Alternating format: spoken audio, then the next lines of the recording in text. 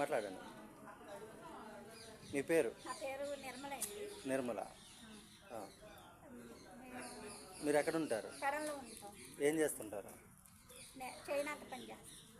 చేనేత పని. ఓకే, ఇప్పుడు మీరు మోసపోయారు అంటున్నారు కదా, చేసింది ఎవరు?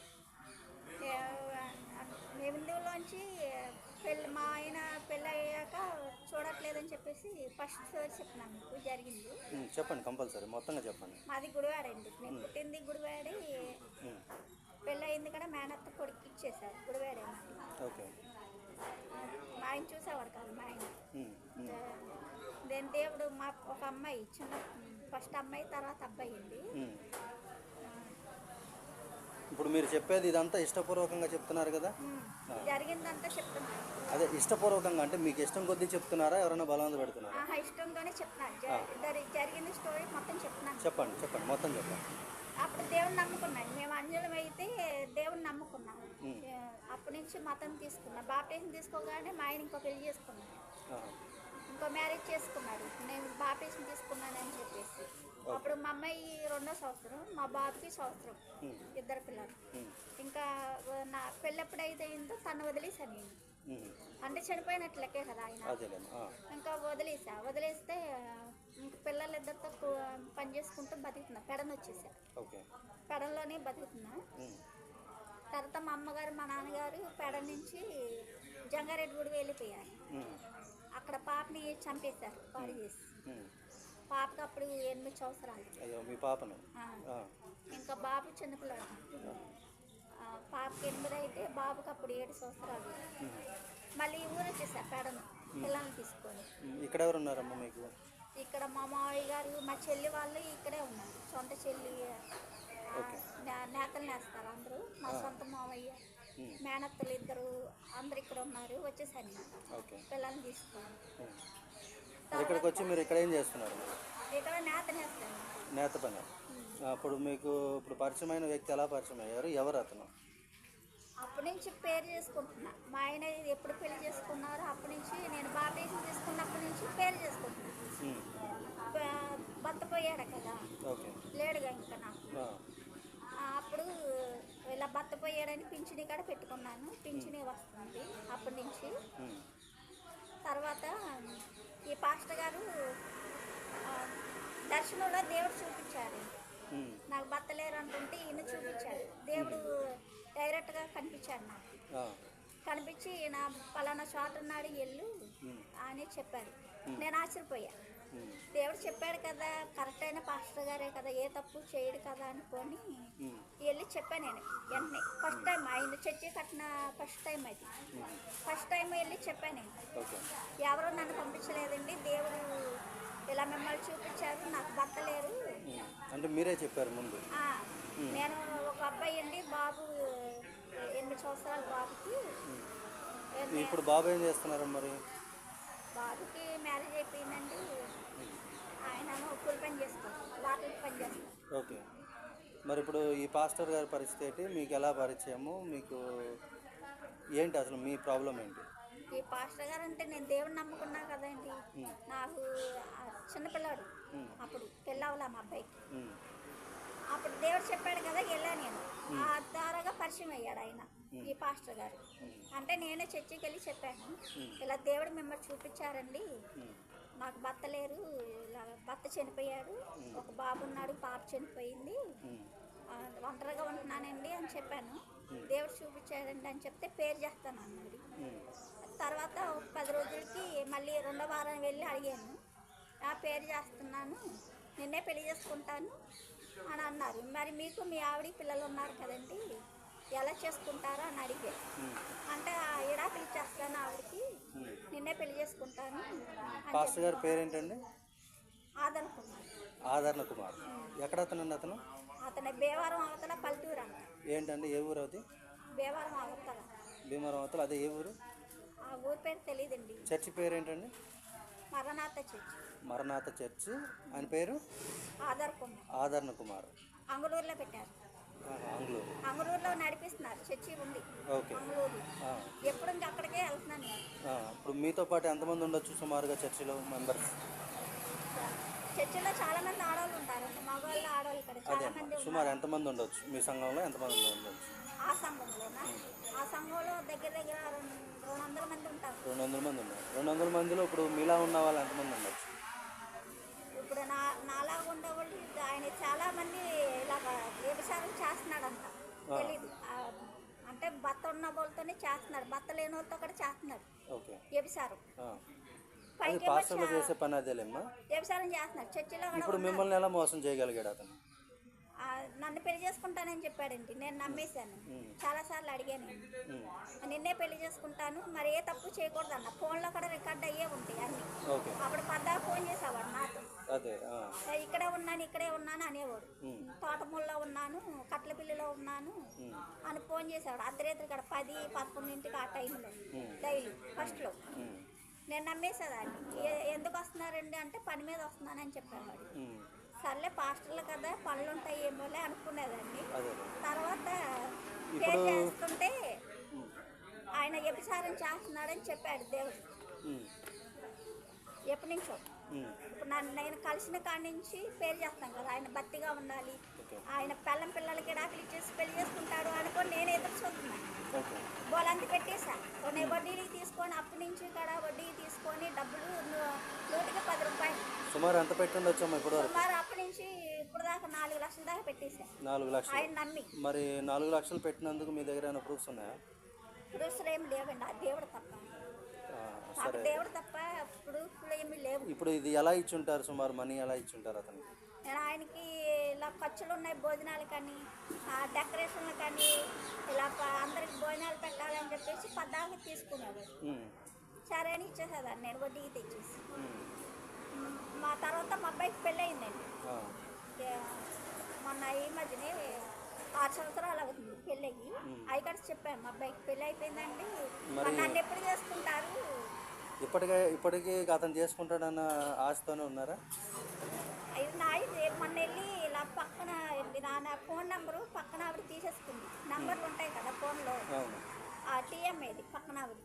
అంటే 10 సంవత్సరాల కిందట ఆవిడ నెంబరు ఫోన్లో తీసుకొని ఈవిడ మొదలు పెట్టింది మాట్లాడు ఆయనతో. నాకు తెలీదు, నాకు చదువు లేదు కదా, తనతోనే మాట్లాడుతుందని తెలీదు. వీళ్ళిద్దరు మాట్లాడుకునేవాళ్ళు 15 సంవత్సరాల నుంచి. ఓకే. ఇప్పుడు ఎంతమందితో ఉండొచ్చు సుమారు కనెక్షన్స్ పాస్టర్కి? సుమారు మొత్తం 5 ఉన్నారండి జంటలే అందరూ. 5. ఇంకా బయట చాలా మంది ఉన్నారు. అంటే సంఘంలో 5, బయట చాలా మంది ఉండొచ్చు. సంఘంలో కాదండి, సంఘంలో కూడా ఉన్నారు, బయట ఫ్యామిలీ వాళ్ళే చాలా మంది ఉన్నారు. చాలా మంది భార్య భర్తలు ఉన్న వాళ్ళతోనే డీలింగ్ పెట్టుకున్నాడు ఈయన. ముస్లిమ్స్, సౌదరీస్, దేవంగులు, కాపులు. ఇప్పుడు ఒకరిద్దరని కాదు, ఎవరిని పడితే వాళ్ళతోటి ఇక పాస్టర్ గారు రాసలేదు మొత్తం. మళ్ళీ చర్చిలో ఒక రాజకీయాలు, ఆడవాళ్ళతో వ్యభిచారం చేస్తున్నారు చర్చిలో ఒక. పిల్లమేమో రాదు పద్దాక. మరి ఇప్పుడు మీరేం ఆశపడుతున్నారు? ఇప్పుడు అంటే ఇప్పుడు మట్టికి ఎప్పుడన్నా వచ్చిందండి. నేను మొన్న పక్కన ఆవిడ పద్దాక తిడుతుంది, నాకు ఒకసారి మా ఇంటికి వచ్చాడు మొన్న, అది వెళ్ళిపోయింది. ఈయన తీసుకెళ్ళిపోయి బయట పెట్టాడు. బయట పెట్టాక నాకు తెలియదు, జగన్ ప్రభుత్వం వెళ్ళిపోయింది కండి. జగన్ ప్రభుత్వం రాకముందు బయట పెట్టేశాడు ఈవిని తీసుకెళ్ళి. మా ఇంటి పక్క ఆవిడ, వాళ్ళిద్దరు 3 పిల్లలే ఉంటారు. అది మంచిది కాదు, ఏబిసారిది అది కూడా. మొగుడేమండవు, డబ్బు ఇచ్చాడు మొగుడికి. దానికి తమ్ముడు ఉన్నాడు, దానికి తమ్ముడికి కార్లు ఉద్యోగం కూడా ఇప్పించాడు ఈయన. ఇవన్నీ నాకు తెలిసింది. అదేమ్మా, ఇప్పుడు మీరు గ్రీవెన్స్ దాకా వచ్చారు కదా కంప్లైంట్ ఇవ్వడానికి, ఏం ఆశపడుతున్నారు? నాకు న్యాయం జరగాలండి. ఇంత తప్పుడు న్యాయం అంటే ఏ విధంగా? ఇప్పుడు అతను నన్ను మోసం చేశాడు కదా, ఇలాగ నన్ను మోసం చేసి ఈ విషయం అలావిడతో చెప్పామన్న వెళ్ళి. అదేమ్మా, మిమ్మల్ని పెళ్లి చేసుకోవాలనా లేకపోతే మీ డబ్బులు తిరిగి రావాలనా? ఏ విధంగా మీరు న్యాయం అని ఎలా ఆశపడుతున్నారు? ఆయన చర్చి పాస్టర్ అనేది తప్పు చేయకూడదు కదా. దేవుడు చెప్పేది ఏంటంటే ఆయన తప్పు చేయడానికి బాగా నాకు నమ్మకం వచ్చింది. అంటే మీకు ఒక విషయం చెప్పాలంటే, యాక్చువల్గా మీరు ఇందులోకి వెళ్ళారు, దేవుడిని నమ్ముకుంటున్నారన్నారు, కానీ అదంతా కూడా మొత్తం ఫ్రాడ్ అమ్మా, అంతా ఫ్యాబ్రికేటెడ్, అదంతా కల్పితం. ఇప్పుడు మీలాంటి వాళ్ళ అమాయకులు ఎవరైతే ఉన్నారో వాళ్ళకి బలం, పాస్టర్లు అనే వాళ్ళకి. ఇప్పుడు మీరు ఎలాగైతే మోసపోయారో బోల్డ్ మంది అలాగే మోసపోయారు. అది చాలామందిని మేమే హ్యాండిల్ చేసాము, అయితే ఇంకా చాలామంది అధికారుల అండదండలతో తప్పించుకున్నారు. కాకపోతే మీరు ఇక్కడ దాకా వచ్చారు. ఇక్కడ దాకంటే నాకు పోలీస్ స్టేషన్లో కూడా కంప్లైంట్ పెట్టాను. పోలీస్ స్టేషన్లో కంప్లైంట్ పెడుతుంటే ఆ, నేను పెట్టాను.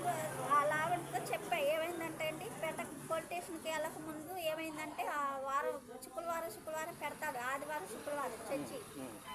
వాళ్ళ ఆవిడకి నేను చెప్పాను, నేను వెళ్ళి ఏమని అంటే, సారు ఇలా మీ ఆయన గారు నా మీద నిందలేస్తున్నారు కదా, నేను తిరుగుతున్నానని నన్ను తిట్టారు కదా, నోటికి వచ్చినట్టు తిట్టింది. ఫస్ట్లోని 18 సంవత్సరాల కిందటే మా ఆయన వేసుకుంటావు వస్తున్నావు నువ్వు అని ఆవిడ తిట్టింది. పక్కన ఇప్పుడు ఇంత తిరిగిపోతోళ్ళు ఉంటారు కదా ఆడవాళ్ళు, వాళ్ళు కూడా తిట్టేవాళ్ళు నన్ను పద్దా తిడుతున్నారు చర్చిలో వెళ్ళినప్పుడల్లా.